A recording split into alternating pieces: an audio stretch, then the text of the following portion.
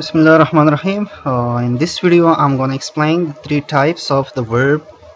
They are lexical, helping, and the auxiliary verbs.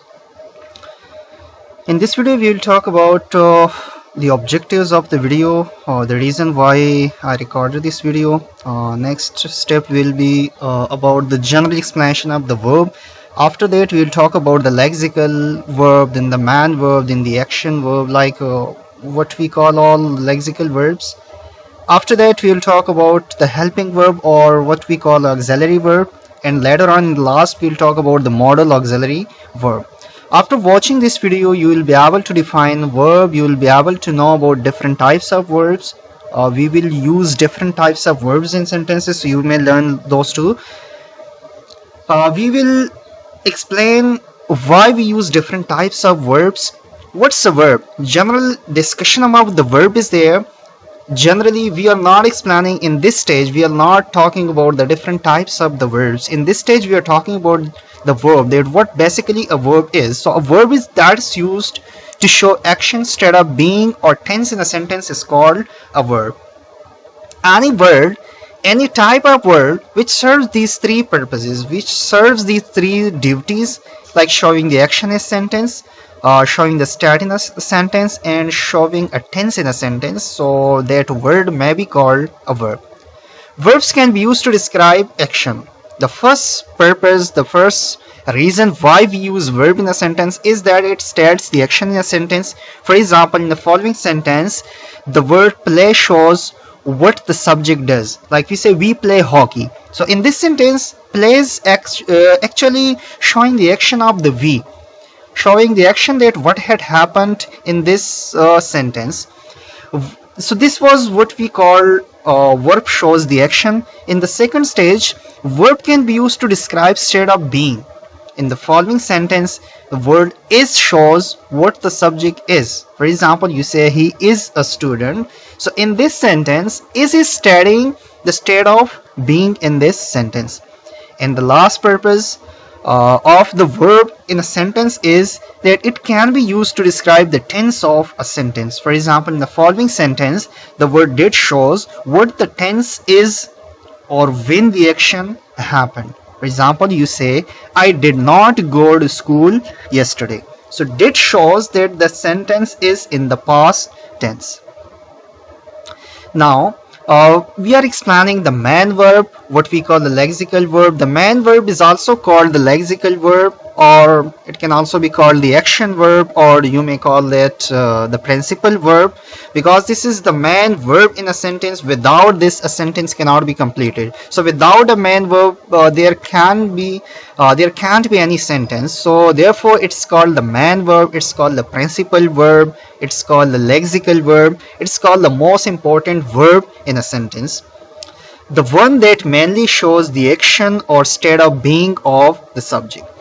As you have listened to what I said, firstly, that verb basically serves three duties. Basically, more duties are there of the verb, as in the further video you will see what other duties are there of a verb, but mainly it serves three duties. Firstly, we stated that it shows the state of being, it shows the action, and it shows the tense. So the man verb or the lexical verb is doing the two duties in a sentence. It shows the action or the state of being. Main verbs can stand alone. If you're using a sentence, in the whole sentence there is only one, there is merely one man verb, so that's enough. There is no need of the other verb related to this. It doesn't need the help of any other word. If you are using only single verb in a sentence, the main verb, so that's enough, that gives the full sense.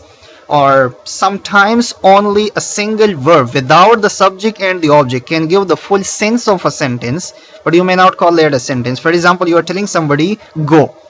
This is the shortest sense of a sentence. This go, the word go is not a sentence basically, because it doesn't have the subject or predicate like that, but it gives the full sense as the sentence gives. If you tell somebody go, so he will walk. He will walk away, he will start going, because he understands what you mean.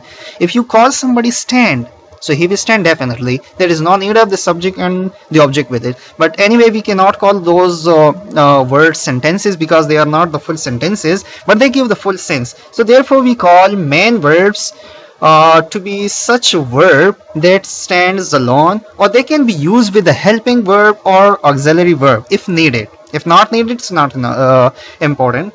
These verbs express actions. For example, you say walk, eat, give, or position. For example, you say own or have. Something belongs to somebody, so that shows that position is shown by the main verb or the lexical verb. Lexical or main verbs examples: play, drive, see, learn, study, walk, go. All those on the upper line, they are all the main verbs. Let's use all of these in sentences. I study English. When you say I study English, the study verb basically shows your action. That's what you do. What do you do? I study English. They caught fish. What did they do? They caught fish. Catching is the action which is shown by the main verb. I have a pen. Now in this sentence, maybe there are several students who are getting confused that have and are and did are mostly used as helping verb, but you have to look at the sense of a sentence. If have, I have a pen, they are teachers, and I did the homework. Just consider all these three verbs: have, are, and did. In the first sentence, have shows position in this sentence. Therefore, it's a main verb. It's not the helping verb in this sentence. I have a pen. It means that the pen is my property. It shows the position. It shows the property.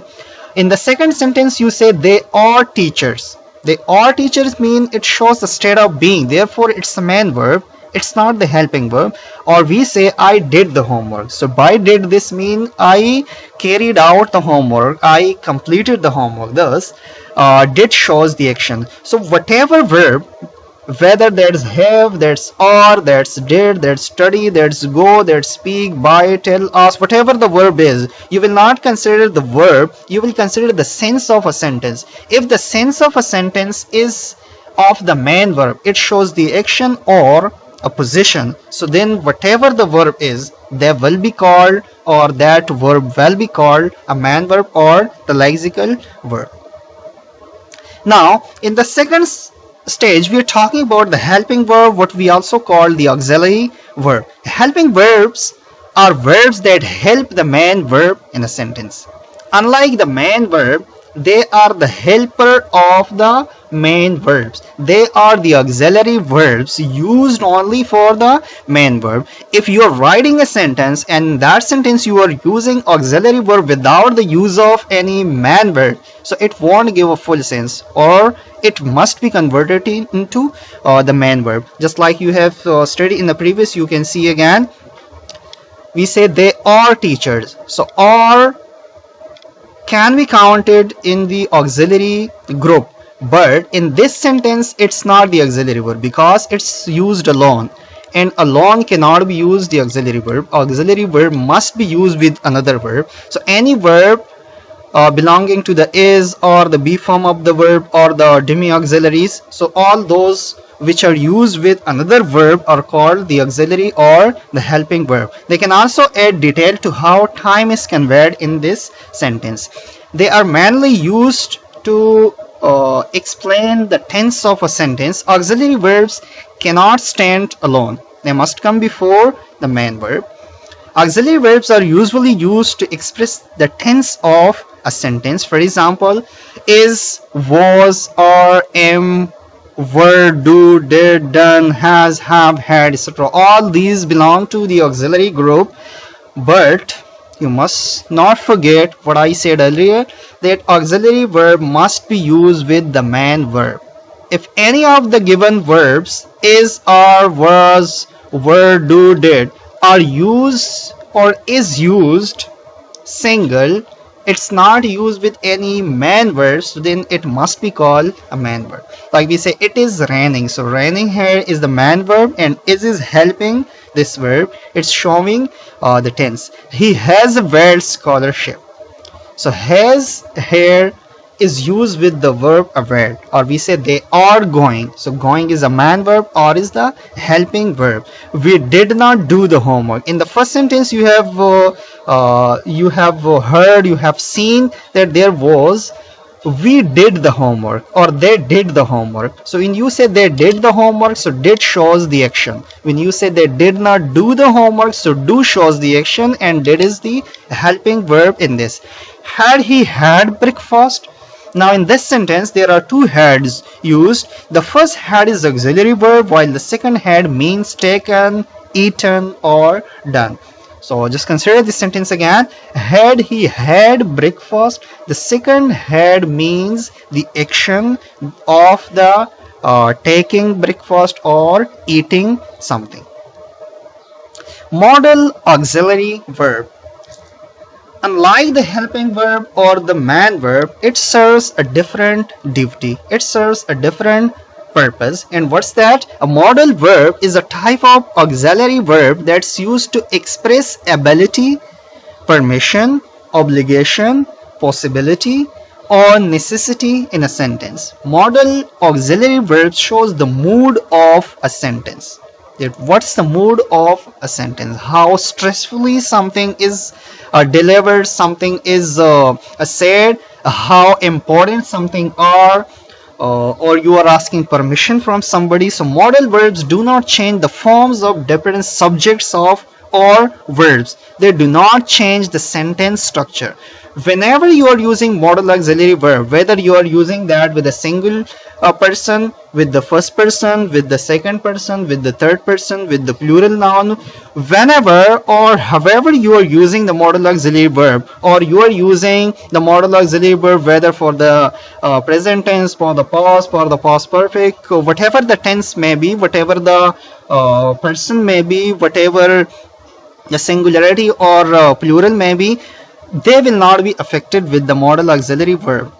Unlike the man verb, which also affect the tense, the subject which is affected by the subject or the tense, the auxiliary verb is also affected with the subject. If you are using singular subject, for example, you're talking about he, so you must use is. If you're talking about they, so you have to use are. If you're talking about the present, so you're using is. If you're talking about the past, you're using the was. The modal auxiliary verbs have to do nothing with the tense of a sentence. They have to do nothing with the person of a sentence. They will just do their duty on their own. Modal verbs include may, might, can, could, should, must, ought to, need to, have to, and so on. There are many different types of modal verbs, each serving different purpose. For instance, every modal auxiliary verb is unique in its own. Every verb has its own purpose. Every modal auxiliary verb serves its own duty. Just like can, we're using for ability, for permission, for request, etc. Like we're using may for permission. You're using must for obligation, something that's very much necessary, you have to do. Shall used for supposition or intention. Will is used for wish or desire. Ought to is used just like you're using have to or should for duty, for strict recommendation. Need you are using for necessity or unnecessity, need not to or need to. Be to is used for obligation arising out of arrangement of agreement. Have to for forced circumstances, just like we are using ought to. Would use for wish, for polite request. Should use for necessity, for strict recommendation, just like you are using ought to, have to. Used to use for the repeated action in the past. For example, you say I used to go to school. It was my duty. I regularly went to school in the past. Modal auxiliary verbs examples are there. I may not go to college. So may is showing the mood of a sentence. I may go to college or I may not go to college. There is no strict recommendation. There is only the percentage. It shows when you tell somebody that I may call you, so you must be 30-40% sure about that, because it's not a strict recommendation. It's just a choice. I may or I may not. I must work hard. Now here The mood of a sentence is changed from 20-30% to 100%. I must work hard. This is the obligation. This is my moral duty. This is my duty to do the hard work. You should come home early. Strict recommendation. You should. 100%. We say, could I leave early today? Asking permission. Polite request. I can sing a song, showing the ability. I'm able to sing a song. This is my ability. I have the courage, I have the power to sing a song. It might rain. Again, just related to the may. It may rain just 20-30%. It might rain 40-50%. You ought to help aged people. You should help aged people. You have to help aged people. This is your duty. This is necessary for you. You must do this. He had to obtain first position in the class. So had to is also again talking about the strict recommendation, the necessity in a sentence. Thank you.